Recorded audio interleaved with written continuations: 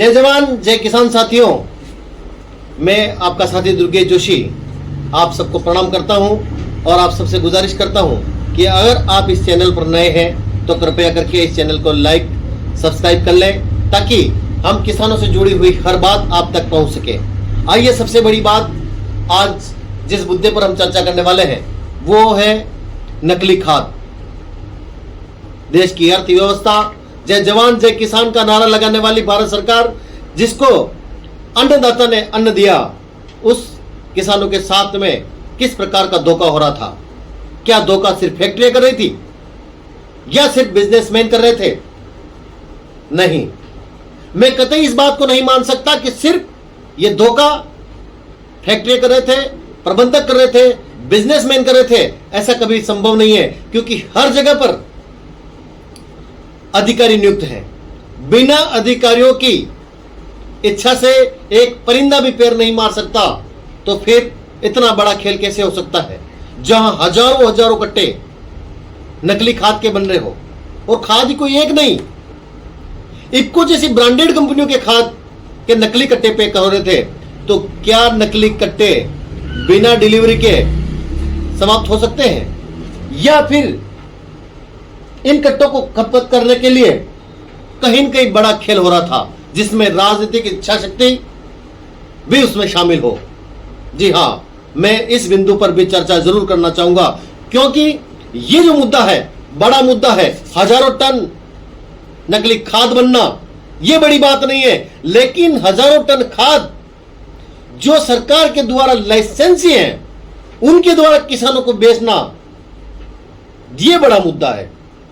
कैसे उनके पास में गया खाद, कैसे बिना बिल वाउचर के यह खाद विक्रय हो गया और कैसे किसानों तक पहुंच गया और किसानों ने अपने खेत में डाल दिया। वो किसान जो मासूम और भोला है, जिसको कह दिया कि यह खाद है, वो ले जाकर के डाल रहा है। हजारों कट्टे इस साल के हुए, पता नहीं ये खेल कितने सालों से चल रहा था। इस पर सरकार कुछ भी नहीं करेगी। मुझे पता है कि जो ये 4, 5, 10, 16 फैक्ट्रियां पकड़ी है उनके खिलाफ कार्रवाई होगी, और कार्रवाई भी सिर्फ न्यूज़पेपर की कार्रवाई होगी या सिर्फ आनन फानन की कार्रवाई होगी। इसमें किसी के अधिकारी के खिलाफ में कोई कार्रवाई नहीं होगी, किसी भी राजनीतिक इच्छा शक्ति के खिलाफ में कोई कार्रवाई नहीं होगी, क्योंकि उनको पता है कि वो सरकार को मोटी रकम देते हैं। मैं निवेदन करना चाहूंगा कि किशनगढ़ के पास में, उदयपुर कल्ला के पास में हजारों फैक्ट्री लगी हुई है। वहीं नहीं, उदयपुर में भी ऐसी बहुत सारी फैक्ट्री हैं जिनमें मार्बल स्लरी पैक हो रही है, काला पत्थर पैक हो रहा है, और इन सब के ऊपर नकली केमिकल्स लगा करके सागरिका जैसे प्रोडक्ट किए जा रहे हैं। एसएसपी, डीएपी, एक डीएपी का आपको पता है 1450 रुपए मार्केट में रेट है। एनपीके 1350 रुपए मार्केट में रेट है, जिस पर सरकार 1000 रुपए का, 1000 रुपए की सरकार हेल्प कर रही है। तो फिर ऐसा खेल क्यों हो रहा है?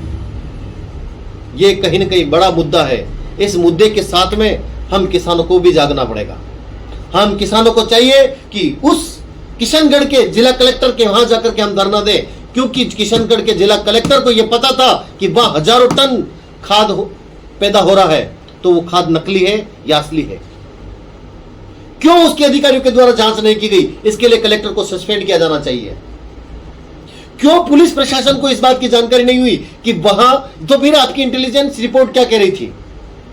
जब एक किरोड़ीलाल मीणा बाबा, आपको बहुत बहुत धन्यवाद कि आप 80 वर्ष की उम्र में इतना जज्बा रखते हुए एक टेम्पो में बैठ करके आप फैक्ट्री चले गए और फैक्ट्री पर छापा मारा और तहलका मचा दिया। क्या आपसे पहले कोई नेता नहीं था? और अगर नेता था तो वो इसमें शामिल था, इसमें कोई शक नहीं होना चाहिए। आज एक नहीं है, ऐसी सारी फैक्ट्री हैं जिसमें किसानों के साथ में विश्वासघात किया जा रहा है। किसानों का माल नहीं बिकता, एमएसपी पर कोई माल नहीं खरीदता, वहां तक तो ठीक है। अरे लेकिन किसानों की जो मोटी कमाई है, किसानों के खून पसीने की कमाई है, उस पर डाका डालने वालों को फांसी की सजा होनी चाहिए। लेकिन ये देश की न्यायपालिका जिस पर लोगों का भरोसा है, मैं न्यायपालिका से भी गुजारिश करूंगा कि इस पर एक स्व प्रेरणा से प्रसंज्ञान ले और इस मामले को संज्ञान में लेते हुए इस पर एक जांच कमेटी बिठाए और जांच कमेटी ये रिजल्ट दे कि इस मामले में कौन कौन शामिल थे। क्या फैक्ट्री प्रबंधक शामिल था, या फैक्ट्री को लाइसेंस देने वाले शामिल थे, या उसमें किसी राजशाही का हाथ था, क्या कोई कार्मिक उसमें शामिल था, क्या कार्मिकों की सहमति से यह धंधा चल रहा था। इन सारे प्रश्नों का उत्तर न्यायपालिका ढूंढे। न्यायपालिका के साथ में सरकार जब खुलासा हो चुका है तो सरकार को इसका निर्णय करना चाहिए, और यह माल कहां कहां वितरण हुआ और किस किस किसान को वितरण हुआ वहां तक मुआवजा दिया जाना चाहिए। क्यों भाई, किसान का क्या कसूर था? सरकार ने जिनको लाइसेंस दे रखे थे वहां से किसान ने माल खरीदा है, वहां से खाद खरीदा है, तो वो खाद नकली वितरण हुआ कैसे? उसके लिए सरकार जिम्मेदार है और सरकार को किसानों को मुआवजा देना चाहिए। जितने कट्टे गत साल किसानों को वितरण हुए हैं उन सारे कट्टों के किसानों को एक एक किसान को मुआवजा देना चाहिए। यह किसानों के साथ में बड़ा अन्याय है, इस अन्याय के लिए लड़ाई लड़नी चाहिए। लेकिन ऐसा कुछ नहीं होगा। 2-4 दिन चैनल वाले चिल्ला लेंगे, 2-4 दिन किसान के नेता चिल्ला लेंगे, 2-4 दिन कांग्रेस वाले चिल्ला लेंगे, 2-4 दिन भाजपा वाले चिल्ला लेंगे, और वही डाक के 3 पात रहेंगे और किसानों के साथ में धोखा होता रहेगा। मैं खुद एक किसान हूं। अफीम किसान होने के नाते मैंने गत साल अफीम का जो बिल बना था दवाइयों का, वो 60,000 रुपए बना। जो डीएपी और एसएसपी का जो बिल बना था वो मेरे 35,000 रुपए का बिल बना। अब मैं किससे मांगने जाऊं? और मुझे तो लग रहा था कि मौसम के खराब होने की वजह से फसल ठीक नहीं हुई है। मुझे तो लग रहा था कि प्रकृति ने मेरा साथ नहीं दिया। लेकिन मुझे क्या पता था कि ये जो खाद मैंने डाले हैं ये सारे खाद ही नकली थे। साहब, जब बाढ़ ही खेत को खाने लग जाए तो फिर उस खेत को रखना बहुत मुश्किल हो जाता है। मैं सरकार से गुजारिश करूंगा, मैं न्यायपालिका से गुहार कर रहा हूं कि न्यायपालिका इस ज्वलंत मुद्दे को देखे, इस पर संज्ञान ले, और इसमें सरकार के खिलाफ में भी अगर आवश्यकता हो तो एक्शन ले। सरकार के जो कार्मिक हैं उनके खिलाफ एक्शन लेने की जरूरत पड़े तो उनके खिलाफ में भी एक्शन ले। लेकिन ये जो मुद्दा है ये बड़ा ज्वलंत मुद्दा है। इससे किसानों की हत्या की है। जहां किसान आर्थिक रूप से दुखी हुआ है, वहीं नकली खाद और केमिकल खेतों में जाने से उर्वरक शक्ति खत्म हुई है, जमीन अनउपजाऊ हुई है। ये कैंसर को पैदा करने वाले केमिकल्स इसमें डाले गए हैं।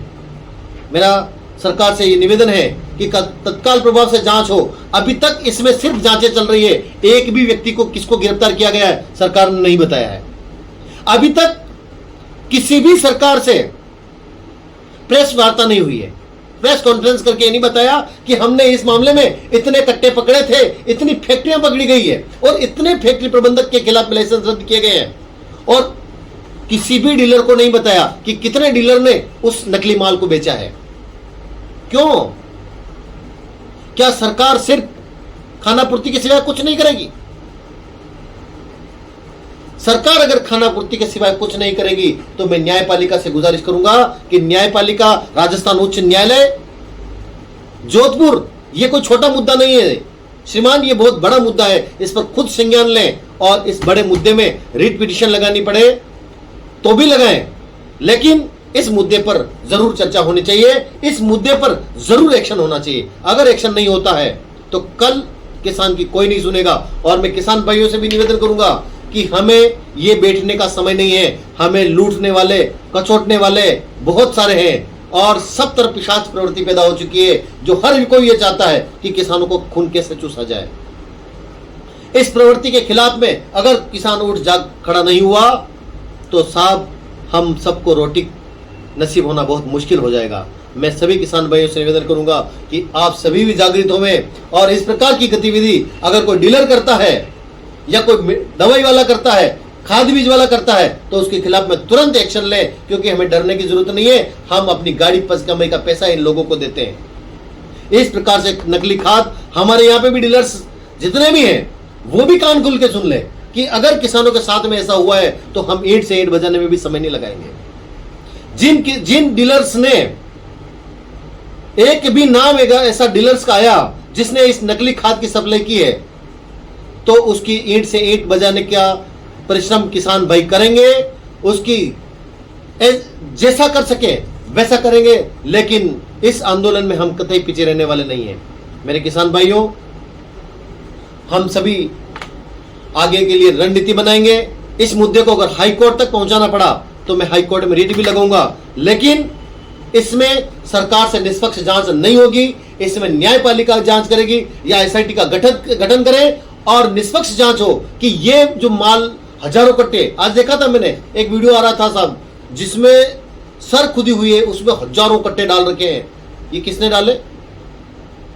किसने तो बचाव के लिए डाले होंगे, ये किसी कंपनी वाले ने डाले होंगे।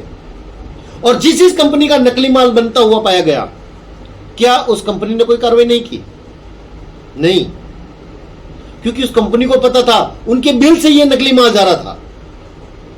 इसलिए मेरा निवेदन है, हम किसानों को आगे आना होगा, हम किसानों को जागृत होना होगा और अपने हक की लड़ाई को लड़ना होगा। आइए फिर हम आंदोलन की तैयारी करेंगे और इस आंदोलन में हम सरकार के साथ में कंधे से कंधा मिला करके खड़े हैं कि सरकार ने, माननीय किरोड़ीलाल जी मीणा साहब कृषि मंत्री, आपको बहुत बहुत धन्यवाद कि आपने किसानों के हक में आज आपने इस भरी दोपहरी में जो जिस प्रकार से आपने नकली खाद फैक्ट्री को पकड़ा है, बंडा फोड़ किया है, वो वाकई काबिल तारीफ है। और हमें किसानों को ही नहीं, इस देश को ऐसे सफल नेतृत्व की जरूरत है जो इस प्रकार के भ्रष्टाचारियों के खिलाफ में आवाज उठा सके। धन्यवाद। जय जवान जय किसान। मिलते रहेंगे और आपसे अंत में यही निवेदन कि कृपया करके इस चैनल को लाइक सब्सक्राइब जरूर कर लें और अपने किसान साथियों को शेयर जरूर करें। धन्यवाद।